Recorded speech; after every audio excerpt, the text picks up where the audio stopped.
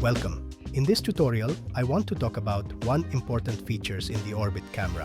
When you have an asset imported in Badvisor, you can zoom in and out to get closer to the 3D mesh. Then, to avoid clip through the object, you can set limis based on the distance. But you can also set a limit to the horizontal and vertical angle.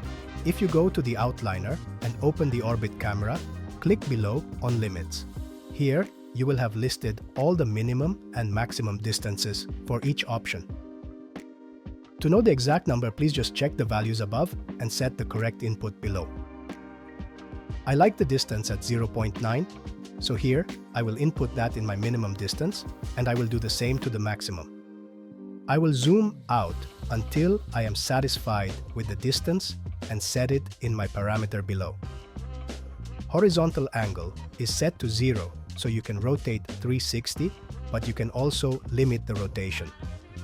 If I input here 50 and minus 50, it will limit my horizontal rotation to this angle.